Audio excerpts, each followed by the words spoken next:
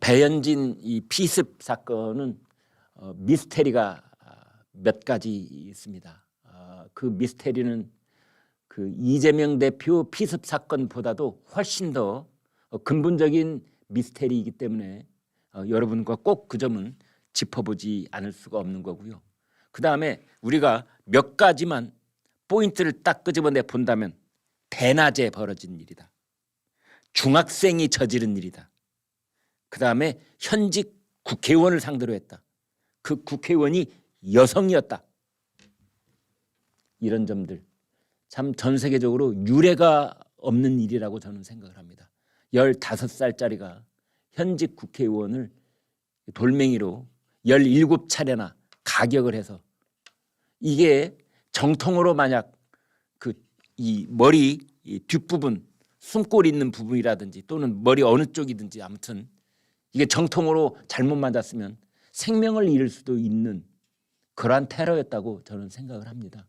다행히 이제 쓰러지면서 머리 부분, 얼굴 부분을 이렇게 손으로 가릴 수 있는 그런 상황이 되어서 그나마 다행이지 정말 무방비로 있다가 왜 그 생명을 잃는 사람들이 있습니다.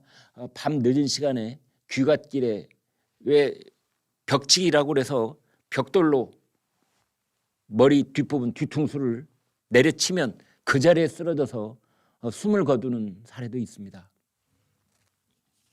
그런데 여기에서 미스테리는 이제 이런 겁니다. 월간조선이 그 미스테리를 딱딱 짚어서 모두 4가지로 적시를 해봤는데요. 첫 번째, 왜 당 대표 같은 그러니까 한동훈 차라리 한동훈 위원장한테는 이런 비유를 들어서 대단히 미안합니다. 아무튼 한동훈 비대위원장 지금 온 국민의 관심에 초점이 되어 있는 그런 당 대표급의 어떤 인물도 아닌데 왜 지역구 의원인 송파구 을이 지역구거든요. 배현진 의원이 송파구 을.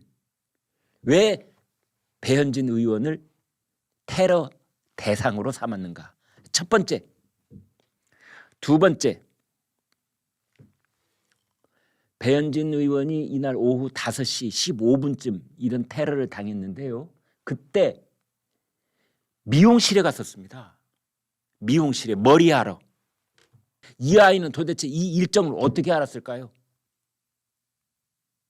국회의원이 뭐 본회의장이 있다든지 상임위원회에 참석을 했다든지 또는 어떤 공개적인 행사가 있어서 뭐 언론사에 가서 인터뷰 예정이 있었다든지 또는 무슨 뭐 이런저런 뭐 출판 기념회가 있어서 그 기념식장에 갔다든지 이런 게 아니지 않습니까? 이 미용실에 간다는 건 정말 외부에 있는 사람들은 전혀 알 필요도 없고 또 알 수도 없는 그런 일정인데 이 아이는 이 일정을 어떻게 알았을까요? 그 시간에 그 장소에 미용실에 배현진 의원이 간다는 것을 알고 있는 사람은 아마 서너 사람? 배현진 의원의 보좌관들조차 모르고 있었을 가능성이 있습니다. 배현진 의원의 수행비서, 뭐 운전기사, 뭐 이 정도? 혹은 가족들도 모르죠. 네, 가족들이 엄마가 미용실에 간다, 아내가 미용실에 간다. 이거 다 알고 사는 남자들, 그런 가족들 물론 알게 되는 수도 있겠지만 모르는 수도 더 많지요. 그런데 이 아이는 도대체 이 배현진 의원의 미용실 이 일정 장소 미용실 이름 이걸 어떻게 알았을까요? 어떻게 알았을까요? 세 번째, 배현진 의원입니까? 라고 2번을 물어봤습니다. 이 아이가 배현진 의원한테.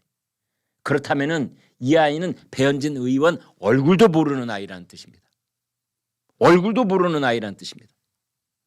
배현진 의원이 키가 상당히 큽니다. 170cm. 여성의 키로는 적지 않게 큰 키이지요. MBC 앵커 출신이고요. 거기에 굽이 있는 신발을 신었으면 아마 키가 1m 75 이상으로 보였을 겁니다. 그래서 평소에 배현진 의원을 알고 있는 이 아이라면 얼굴도 널리 알려진 국회의원 중에 한 사람이 배현진 의원 아닙니까? 그런데 이 아이가 배현진 의원 맞느냐고 두 번이나 물었다는 건 배 의원을 몰랐다는 뜻이고, 그것은 배현진 의원을 노렸다는 뜻이 되는 겁니다. 아니면 누구로부터 사주를 받았다면, 배우가 있다면, 공범이 있다면 배현진 의원의 동선과 배현진 의원의 미용실 일정을 다 알려주고 이 아이한테 대신 배 의원이 맞는지 꼭 확인해라. 어떻게 확인해요? 물어봐라. 이렇게 됐을 가능성이 있는 겁니다.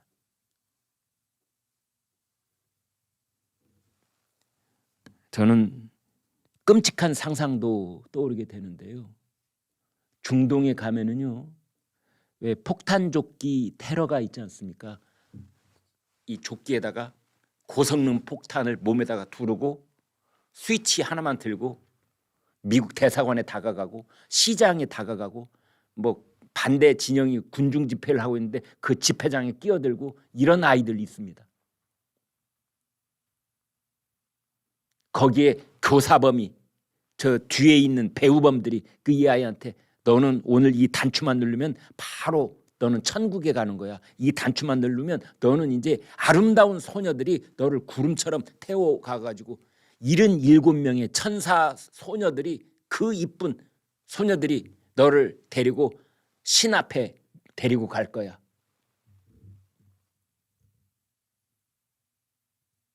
지금 이 아이 머릿속에 배현진 의원인 것을 확인하고 네가 가지고 있는 너의 그 성스러운 무기인 돌멩이를 가지고 머리를 쳐라 라고 얘기했던 그 누군가가 있다면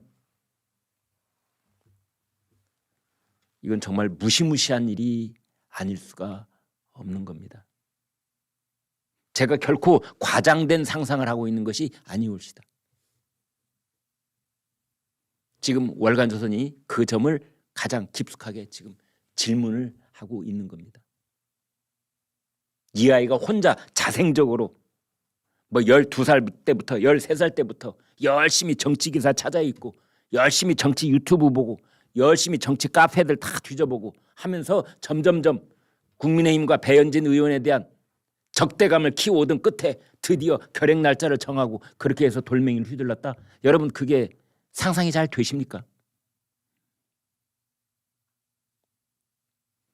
이번 사건의 가장 핵심 부분은 이 아이가 중학교 2학년짜리라는 점입니다. 중학교 2학년짜리라는 점입니다. 콜리게 애라고도 할 수 있는 겁니다. 이 아이가 세상을 알면 얼마나 알고 이 아이가 우리나라 정치 판도를 알면 얼마나 알 것이며 이 아이가 국민의힘, 보수, 더불어민주당, 진보 이런 쪽에 대한 사상적인 근거, 공부, 태도 이런 것이 익었으면 얼마나 익었겠습니까? 그런데 따지고 보면 이런 아이들이 무서운 겁니다. 제일 무서운 것이 아이들입니다. 왜? 아이들은 앞뒤 가리지 않기 때문입니다. 지 목숨이 지금 지 몸이 산산조각이 나는지 안 나는지 아무런 생각도 안 하고 그냥 폭탄 단추만 주면은 쥐어주면은 그걸 들고 사람들이 우글우글 모여 있는 집회장에 그 가운데 들어가서 그 단추를 누를 수 있는 게 아이들입니다. 성인은 그런 짓 잘 못합니다. 여러 가지 구석구석을 다 점검하고 생각하고 이러는 건데 아이들은 단순하기 때문에 그 단순한 아기들의 호기심 또는 아이들이 가지고 있는 영웅심리 이것만 만족시켜주는 어떤 얘기를 이 머릿속에 집어넣으면 이 아이는 가서 그 행동을 결행을 해버리는 겁니다. 중동의 폭탄조끼 소년이 됐든 서울 한복판 강남구 신사동에서 건물 안에 미용실 앞에서 돌멩이를 휘둘러서 17번이나 쓰러진 여성을 위에 올라타가지고 계속해서 돌멩이를 휘둘렀던 아이나 그런 아이가 행동하는 그 생성구조는 비슷한 데가 있는 겁니다.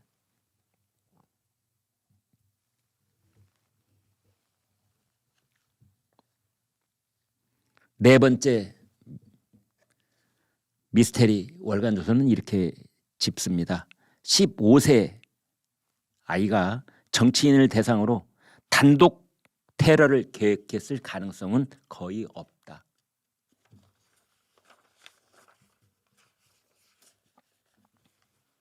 월간조선만 이런 부분에 의혹을 제기하고 지적하고 있는 게 아니고요. 전여옥 전 의원도 이렇게 신랄한 의혹 제기와 지적을 하고 있습니다. 바로 배우가 틀림없이 이 아이 뒤에는 어떤 검은 그림자가 있는 것이다. 미용실에 가려던 배현진 의원의 개인 일정을 15살짜리 중학생이 알았을 리가 없다.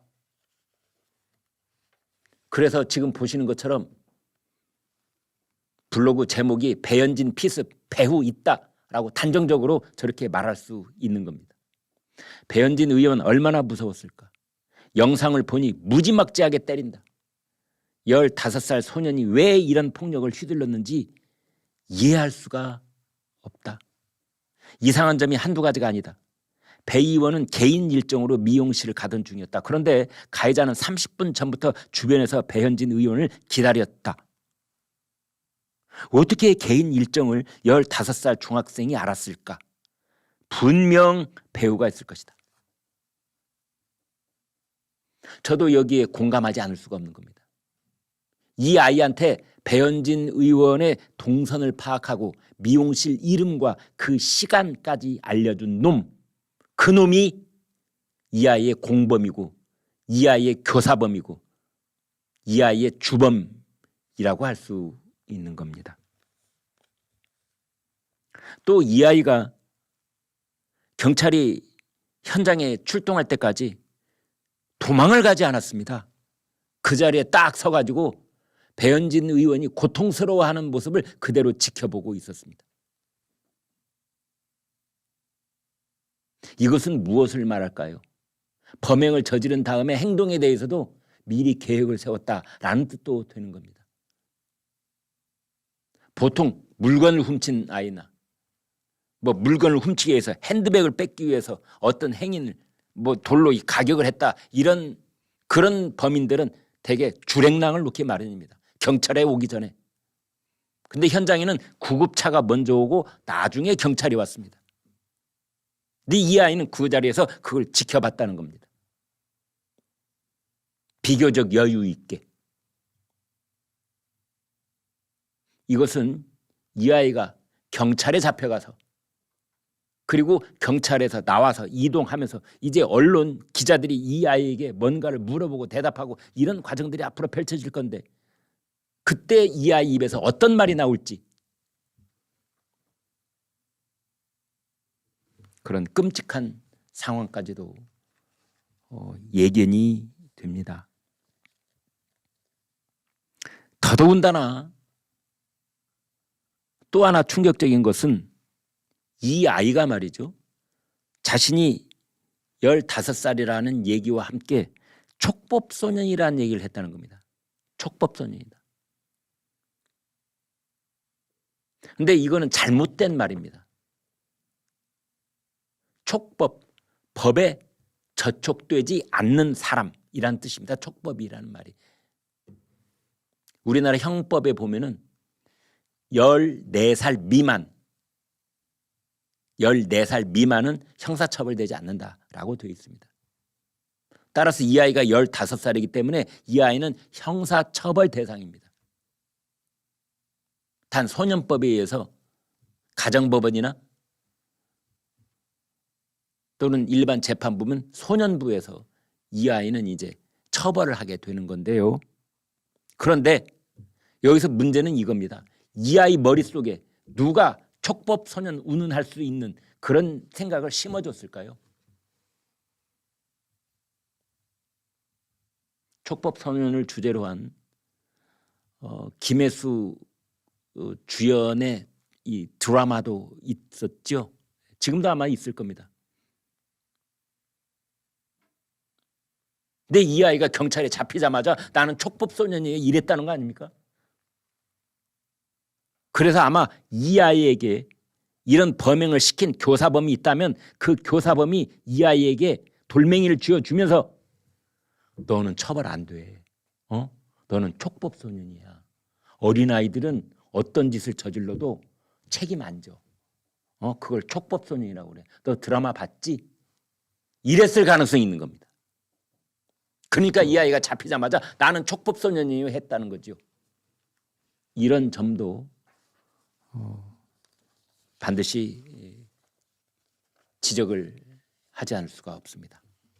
오늘 새벽에 응급 입원을 했다 이렇게 돼서 응급 입원이라는 말 여러분 들으셨을 겁니다.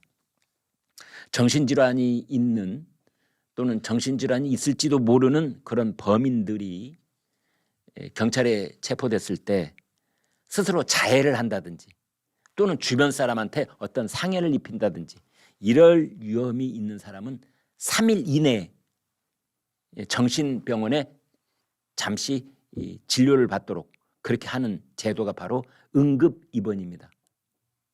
정신감정을 하는 거죠. 3일 이상 할 수는 없고요. 그 이내에 해야 되는 겁니다.